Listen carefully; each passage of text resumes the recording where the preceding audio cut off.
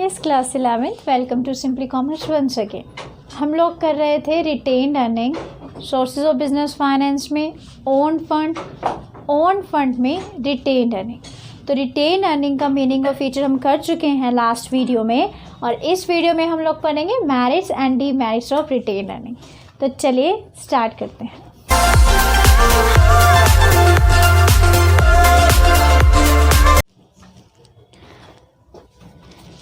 इस class 11th चलिए start करते हैं merits of retained earning. Yes, retained earning क्या आती है, थोड़ा सा रिकैप करते हैं। रिटेन्ड अर्निंग डिविडेंड का वो पोर्शन, प्रॉफिट का वो पोर्शन थी जो कि इक्विटी शेयर होल्डर्स में डिविडेंड को डिस्ट्रीब्यूट नहीं किया जाता। तो कुछ पैसा जो बचा है वो क्या करती है, कंपनी अपने पास रख लेती है ताकि फ्यूचर में कोई अनसर्टेनिटी हो तो उसमें वो पैसा यूज़ कर सके। राइट, रिटेन्ड अर्निंग का मीनिंग हम कर चुके हैं, फीचर्स भी समझ चुके हैं।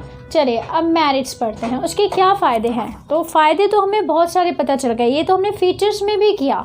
फीचर्स मोस्टली उसके फ़ायदे ही बता रहे थे, मतलब मेरिट्स ही बता रहे थे। लेकिन चलिए इसको फिर से एक बार पढ़ते हैं कि और कौन कौन से मेरिट हो सकते हैं। तो फर्स्ट इज़ इकोनॉमिकल सोर्स, बहुत ही सस्ता सोर्स ऑफ फाइनेंस है। सस्ता क्या, नो कॉस्ट भी हम इसको कह सकते हैं। मैंने आपको समझाया था फीचर्स में कि इसके लिए हमें कुछ भी रिटर्न देने की ज़रूरत नहीं पड़ती। अगर हम इक्विटी शेयर से पैसा अरेंज करते, प्रेफरेंस शेयर से अरेंज करते तो हमें डिविडेंड देना पड़ता उन लोगों को। अगर हम बोरो करते किससे तो हमें इंटरेस्ट देना पड़ता। लेकिन ये तो बहुत ही इकोनॉमिकल सोर्स है, मतलब इसमें कोई पैसे लगाने की ज़रूरत नहीं है, कोई भी किसी को रिटर्न देने की ज़रूरत नहीं है। डिविडेंड का एक पोर्शन उठा के अपने पास रख लिया, तो ये एक सस्ता सोर्स ऑफ फाइनेंस है। और अगर मेरे से कोई क्वेश्चन पुट करेगा विच इज़ द चीपेस्ट और economical source of finance among all the sources of finance, तो मैं ये बोलूँगी दैट इज़ रिटेन्ड अर्निंग, क्योंकि इसमें मुझे कोई भी कॉस्ट नहीं देना पड़ रहा है, इसके लिए कोई भी रिटर्न नहीं देना पड़ रहा है। ठीक है, हालांकि ये कॉस्टली भी होते हैं, कॉस्टली सोर्स ऑफ फाइनेंस में अकाउंट होते हैं, लेकिन अभी 11th में हम सिर्फ इतना ही पढ़ेंगे थोड़ा सा ही कि नहीं होते आपके, अगर हम पॉइंट ऑफ व्यू से पढ़ रहे हैं तो नहीं है। बाकी डिटेल स्टडी तो आप अपर जब क्लासेस में जाएंगे तो आप उसको कर ही लेंगे, बट अभी फ़िलहाल ये सबसे इकोनॉमिकल सोर्स है क्योंकि इसके लिए कोई भी कॉस्ट नहीं देनी पड़ रही, कोई भी रिटर्न नहीं देना पड़ रहा। Come to second, more freedom, no interference भी लिखा है कई बुक में नो डायलेशन ऑफ कंट्रोल भी लिखा है, सबका मीनिंग एक ही है। अब ये क्या कहना चाहता है, इक्विटी शेयर्स के बारे, इक्विटी शेयर से कंपेयर कर रहा है ये कहना चाहता है कि अगर कंपनी को पैसे की ज़रूरत पड़ती है और कंपनी इक्विटी शेयर इशू करती है तो उससे डायल्यूशन ऑफ कंट्रोल हो जाता है। तो ये चीज़ मैंने आपको इक्विटी शेयर वाली वीडियो में समझाई थी, बट फिर भी एक बार इसको समझते हैं। सपोज़ हमें पता है कि इक्विटी शेयर होल्डर्स क्या होते हैं, ओनर्स ऑफ द कंपनी होते हैं, और जो ओनर्स हैं तो उनको हर डिसीज़न में पार्टिसिपेट करने का पूरा राइट है। वो वोटिंग भी करते हैं, डिसीज़न में पार्टिसिपेट भी करते हैं, इंटरफेयर भी करते हैं मैनेजमेंट में। राइट, अब सपोज एक बिज़नेस को पैसे की ज़रूरत है तो वो क्या करता है, पैसे की ज़रूरत है तो पहले ही उसने इक्विटी शेयर इशू कर रखे हैं, 10,000 शेयर्स इशू कर रखे हैं। एट दैट टाइम मैं ये कह सकती हूँ कि जो 10,000 शेयर्स इशू कर रखे हैं, जिन लोगों ने इनको ख़रीद रखे हैं वो हैं शेयर होल्डर्स। ठीक है, तो इसका मतलब वो 10,000 शेयर होल्डर्स इस टाइम कंपनी को कंट्रोल कर रहे हैं। ठीक है, ये वोटिंग भी कर सकते हैं, ये इंटरफेयर भी करते हैं मैनेजमेंट में। अब कंपनी को और पैसे की ज़रूरत है, और कंपनी जब और भी पैसे की राह में कि जो भी समथिंग और भी पैसा चाहिए उसको, परफेक्ट हिंदी वाला वर्ड नहीं आना मुझे, तो और भी पैसा चाहिए, तो अब वो डिसाइड करती है कि चलो ऐसा करते हैं इक्विटी शेयर इशू कर लेते हैं, वहाँ से पैसा अरेंज कर लेंगे। तो वो क्या करते हैं, 10,000 इक्विटी शेयर्स और इशू कर लेती है। अब टोटल कितने हो गए, 20,000 शेयर होल्डर्स हो गए। पहले कितने थे, 10,000 शेयर होल्डर्स। ये 10,000 कंट्रोल कर रहे थे पूरी कंपनी को। राइट, अब 20,000 पीपल कंट्रोल कर रहे हैं कंपनी को, मतलब कंट्रोल डाइल्यूट हो गया, कंट्रोल बट गया, और भी लोग आ गए जो कंपनी को कंट्रोल करने वाले हैं, इंटरफेरेंस करने वाले हैं। तो कहीं ना कहीं कंपनी के मैनेजमेंट को इससे प्रॉब्लम होती है। जितने ज़्यादा लोग इंटरफेरेंस करने वाले बढ़ेंगे, हमारे काम में कई लोग इंटरफेयर करें तो हमें भी प्रॉब्लम होती है। तो अगर ये कहना चाहता है कि अगर कंपनी को पैसे की ज़रूरत है और पैसे के लिए अगर वो इक्विटी शेयर इशू कर देती है तो डाइल्यूशन ऑफ कंट्रोल हो जाता है, मतलब बहुत सारे लोग जो बहुत सारे लोग होते हैं वो कंपनी की मैनेजमेंट में हिस्सा लेने लग जाते हैं, कंट्रोल करने लग जाते हैं, जो कंपनी के लिए कहीं ना कहीं प्रॉब्लम हो जाती है। लेकिन रिटेन अर्निंग में ऐसा नहीं है। रिटेन अर्निंग आप सबको पता है, ये तो डिविडेंड का एक पार्ट है जो कि बांटा नहीं गया इक्विटी शेयर होल्डर्स में, बल्कि कंपनी ने अपने पास रख लिया है। तो ऐसे में मोर फ्रीडम, ऐसे जो पैसा रख लिया है वो तो हमने किसी को इशू ही नहीं किया, कोई भी शेयर इशू नहीं किया, तो कोई भी कंट्रोल नहीं बढ़ता है कंपनी पे, ठीक है। तो ये क्यों, क्या, कैसे आया ये पॉइंट, ये कंपेयर किया हुआ है इक्विटी शेयर से कि अगर हम इक्विटी शेयर इशू करते तो शायद कंट्रोल लोगों का बढ़ जाता, लेकिन अगर हम रिटेन अर्निंग रख लें जो पैसा में चाहिए उसमें हम क्या करें, रिटेन अर्निंग कर लें, तो उसमें किसी का कंट्रोल नहीं बढ़ता है कंपनी पे, या फिर हमें बहुत ज़्यादा फ्रीडम मिल जाती है कंपनी की मैनेजमेंट को, या फिर कोई इंटरफेरेंस नहीं रहती रिटेन अर्निंग में, क्योंकि कोई इंटरफेरेंस करने वाला नहीं होता। The next, increases market price of shares. Market price of share कैसे बढ़ते हैं, एक छोटे से उसमें याद करो, बाकी सब चीज़ें तो हम 12th में डिटेल में करेंगे, शेयर्स के बारे में पढ़ेंगे, लेकिन एक सिंपल सी बात याद करो, जब भी कंपनी की रेपुटेशन में इंक्रीज़ होती है, उसकी गुडविल बढ़ती है, तो इसके मार्केट प्राइस ऑफ शेयर्स तो अपने आप इंक्रीज़ हो जाते हैं। मतलब अगर कंपनी एक अच्छी कंपनी है, देखो एक सिंपल सी बात है, रिलायंस, टाटा, आपको पता है इसकी गुडविल कितनी है मार्केट में, तो आप इसके शेयर्स के लिए कितने भी पैसे देने के लिए तैयार हैं, इनकी मार्केट वैल्यू हमेशा शेयर्स की अप रहती है, राइट। तो कंपनी की गुडविल पे डिपेंड करता है। अब एक कंपनी है जिसके पास बहुत सारी सेविंग्स हैं, रिटेन अर्निंग है, मतलब फ्यूचर में कोई प्रॉब्लम हो गई तो ये अपने आप को संभाल सकती है, तो इसका मतलब ये कंपनी नहीं डूबने वाली है। तो कंपनी की गुडविल क्या होगी, अच्छी होगी, मार्केट में रेपुटेशन बढ़ जाएगी, और जैसे कंपनी की रेपुटेशन बढ़ेगी मार्केट प्राइस ऑफ शेयर तो वैसे ही इंक्रीज़ पे आ जाएंगे। तो इसीलिए कहते हैं कि रिटेन अर्निंग से जो शेयर्स के मार्केट प्राइसेस हैं वो भी बढ़ जाते हैं, क्योंकि उसकी रेपुटेशन बढ़ जाती है। क्यों रेपुटेशन बढ़ती है, क्योंकि वो अब फ्यूचर में होने वाले अनसर्टेनिटीज़ को ईजिली फेस कर सकते हैं। क्लियर।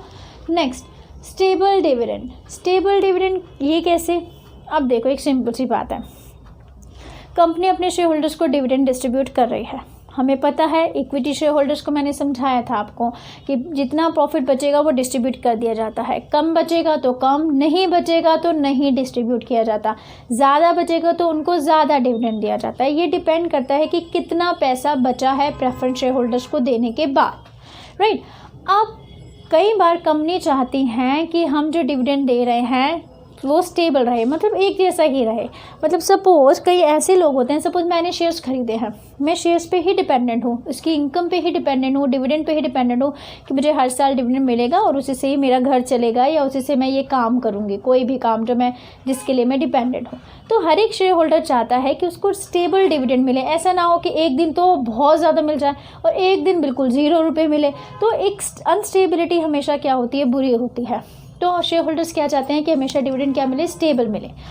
अब अगर सपोज़ कंपनी को किसी टाइम प्रॉफिट अच्छा नहीं होता और वो कंपनी इक्विटी शेयर होल्डर्स को डिविडेंड नहीं दे पाती, तो फिर क्या होगा, डिविडेंड अनस्टेबल हो जाएंगे, कंपनी की गुडविल भी गिर जाएगी। तो इसीलिए ऐसे टाइम पे रिटेन अर्निंग का यूज़ किया जाता है कि अगर मान लो कंपनी को प्रॉफिट नहीं अच्छे हो पा रहे हैं तो रिटेन अर्निंग में से पैसा उठाया जाता है और एज अ डिविडेंड डिस्ट्रीब्यूट कर दिया जाता है। वैसे तो इसको बोनस शेयर्स के रूप में भी डिस्ट्रीब्यूट किया जाता है, बट अभी हम यही समझेंगे कि इस पैसे को हम एज अ डिविडेंड भी डिस्ट्रीब्यूट कर सकते हैं अपने शेयर होल्डर्स में, ताकि जो स्टेबिलिटी है डिविडेंड में वो बनी रहे और कंपनी की गुडविल भी बनी रहे, और जो लोग इस पर डिपेंडेंट है डिविडेंड इनकम पे उनकी भी डिपेंडेंस बनी रहे, राइट। तो ये क्या करती है, डिविडेंड को स्टेबल भी करती है रिटेन अर्निंग, क्योंकि ये पैसा उस टाइम काम आता है जब कंपनी के पास इनफ प्रॉफिट नहीं होता।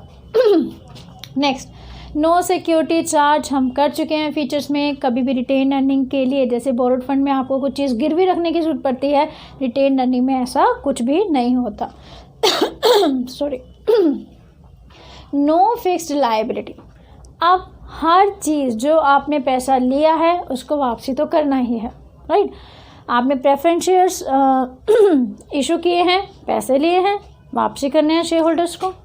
आपने लोन लिया है, पैसे लिए हैं, तो थोड़े टाइम बाद आपको पैसे वापसी करने हैं, तो क्या रिटेन अर्निंग को वापसी करना है? नो, रिटेन अर्निंग की कोई भी लायबिलिटी नहीं है, कोई भी आपको पैसा वापसी करने की ज़रूरत नहीं है, क्योंकि ये तो आपके अपने शेयर होल्डर्स का ही पैसा है जो आपने फ्यूचर अनसर्टेनिटीज़ के लिए रख रखा है।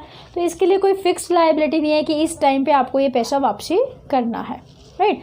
Next, dependable source. ये डिपेंडेबल सोर्स है, ये ऐसा सोर्स ऑफ फाइनेंस है जिसपे हम डिपेंड कर सकते हैं, ट्रस्ट कर सकते हैं। कैसे? सपोज आगे आने वाले प्रोजेक्ट में कंपनी को बहुत पैसे की ज़रूरत है।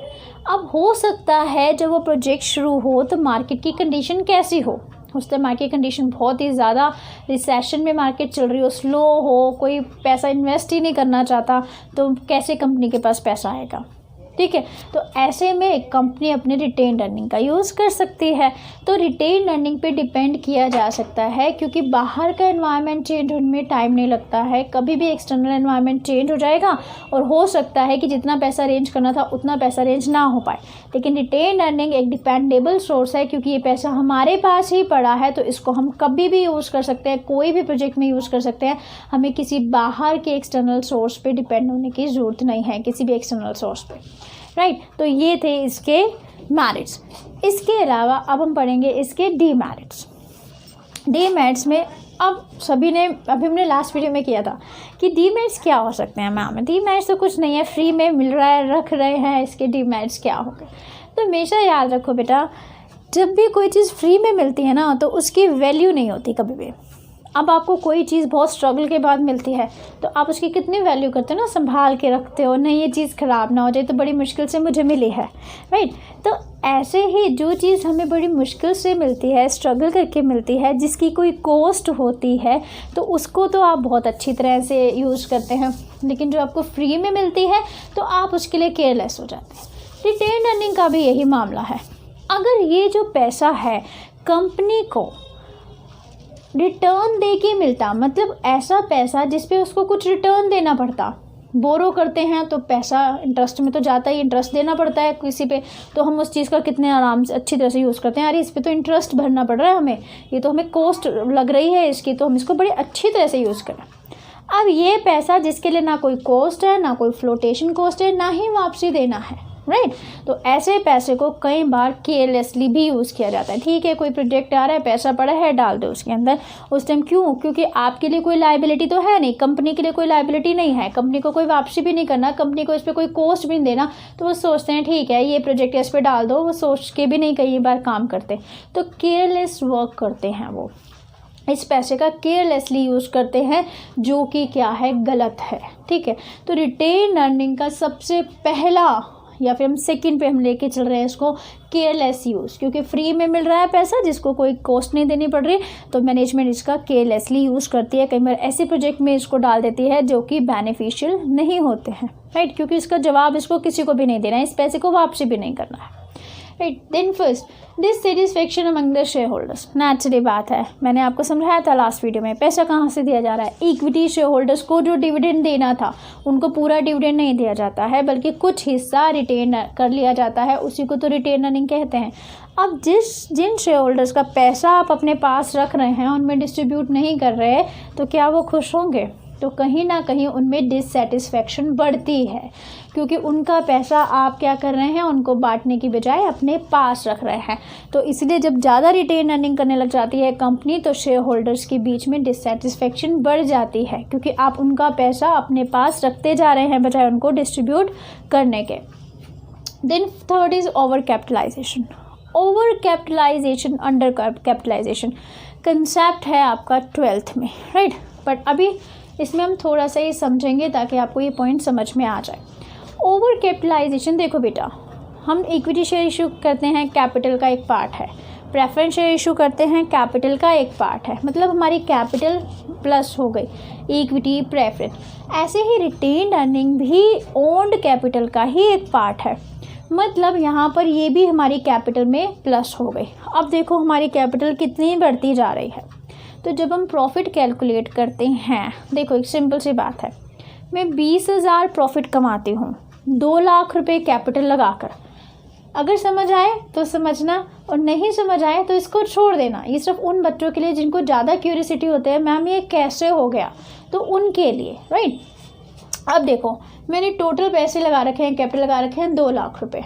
उस पर मेरे को 20,000 प्रॉफिट मिलता है, 2 लाख लगा के 20,000 प्रॉफिट मिलता है, 20,000 रुपये प्रॉफिट मिलता है 2 लाख रुपीज़ लगा कर, तो मैं ये कह सकती हूँ कि मुझे जो रिटर्न मिल रहा है वो 10% मिल रहा है। 2 लाख पे 20,000, 10% मुझे रिटर्न मिलता है। अब एक सिंपल सी बात सुनो, अगर मैं इस कैपिटल को बढ़ाती जाती हूँ, रिटेन अर्निंग क्या कर रहा है, आपकी कैपिटल को ही बढ़ा रहा है ना। आप जितना रिटेन अर्निंग करते जाएंगे आपकी कैपिटल उतनी बढ़ती जाएगी, प्रॉफिट तो उतना ही है। अब 20,000 प्रॉफिट आप कमा रहे हैं, लेकिन किस पे कमा रहे हैं, 4 लाख पे कमा रहे हैं। अब आपने रिटेन अर्निंग भी रख ली, वो भी आपका कैपिटल का पार्ट हो गया, वो सब प्लस हो गया, अब आपकी कैपिटल बढ़ गई। अब वही 20,000 रुपये अब आप 4 लाख रुपये पे कमा रहे हैं, तो कितना हो गया,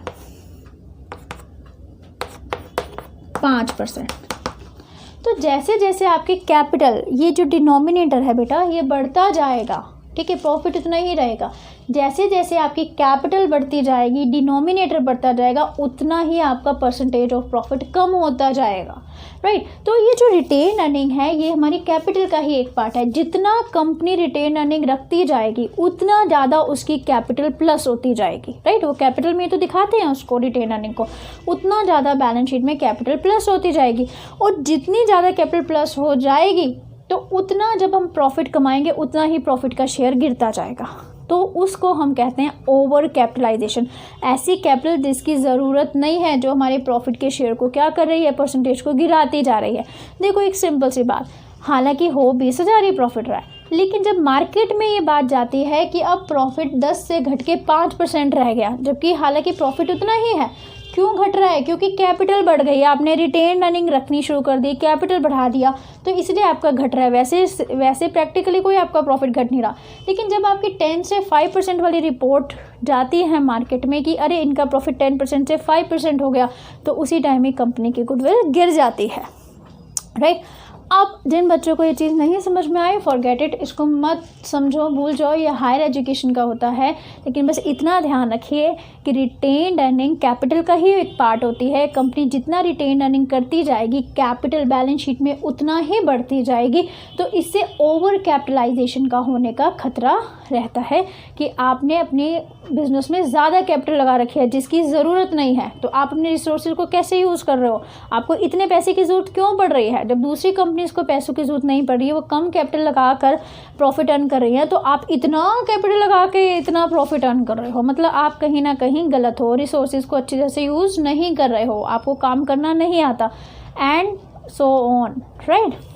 तो वो चीज़ें आपके लिए क्या होती है, कंपनी के लिए गलत होती हैं। ओवर कैपिटलाइजेशन हो या अंडर कैपिटलाइजेशन, दोनों ही कंपनी के लिए गलत है। फिलहाल over capitalisation retain earning capital को बढ़ा रही है, जो कि एक कंपनी के लिए अच्छा नहीं होता। Then come to imbalanced growth. अब इसको ध्यान से समझना, मोस्ट ऑफ द स्टूडेंट्स को इसमें प्रॉब्लम रहती है। इनबैलेंस्ड ग्रोथ,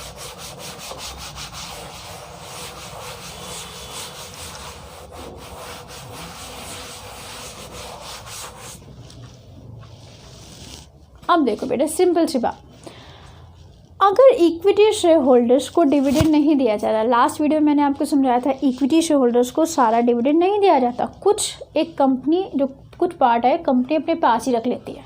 एक सिंपल सा एग्जांपल लेते हैं, एक छोटा सा अमाउंट लेते हैं, सपोज ये मैंने लिया 2 lakh rupees, 2 lakh equity share holders के लिए बचा था, प्रेफरेंस शेयर होल्डर्स को दे दिया, 2 लाख पूरा इक्विटी शेयर होल्डर्स के लिए बचा। कंपनी ने क्या किया, कंपनी ने 1 लाख रुपीज़ तो शेयर होल्डर्स में बांट दिया, डिविडेंड दे दिया इनको, ठीक है, शेयर होल्डर्स को डिविडेंड दे दिया, और 1 लाख रुपए अपने पास रख लिया, रिटेन अर्निंग।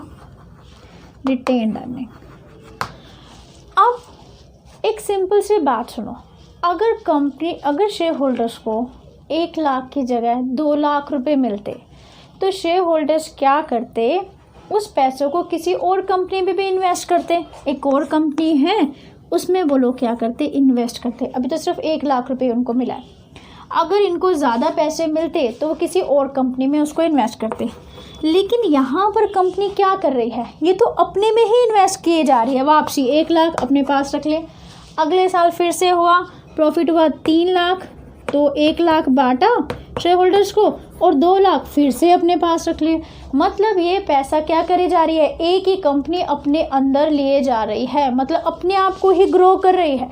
अगर यही पैसा ये शेयर होल्डर्स को बांट देती तो शेयर होल्डर्स क्या करते, इस पैसे को डिफरेंट कंपनीज में लगाते। और भी कंपनीज हैं, कोई किसी में लगाता, कोई किसी में लगाता, कोई किसी में लगाता। ठीक है, ये सारा पैसा जो होता तो ये सारा कोई किसी में लगाता, कोई किसी में और कोई किसी में। इस तरह से सारी कंपनीज की ग्रोथ होती।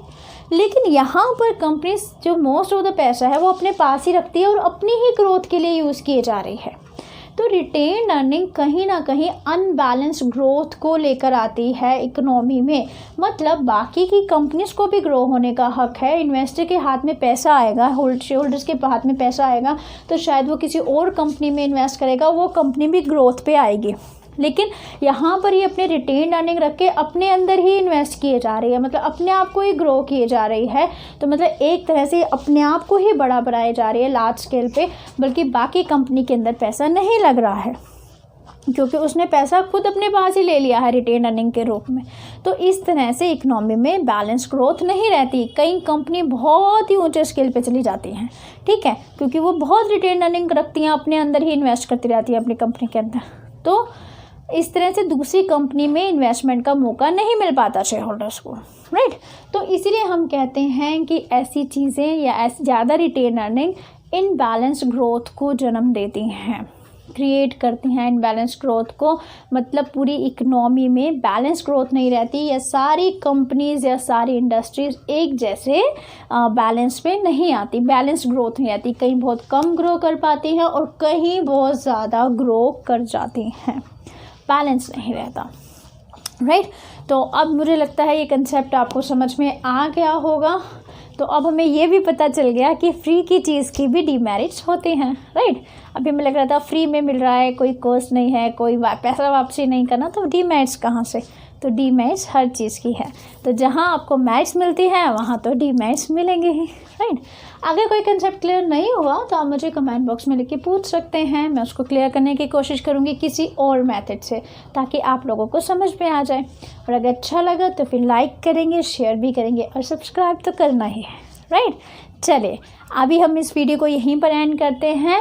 नेक्स्ट मैं लेके आऊँगी आपके लिए वीडियो में global depository receipt and American depository receipt, वो भी ओन फंड का ही एक पार्ट है। और उसके बाद ये वीडियो एंड, या फिर ये ओन्ड फंड एंड वीडियो का देखते हैं क्या करेंगे क्या नहीं करेंगे, बाकी बाद में। लेकिन ओन्ड फंड एंड हो जाएगा आफ्टर GDR एंड ADR। चलिए आज के लिए इतना ही। लास्ट में थैंक्स फॉर वॉचिंग।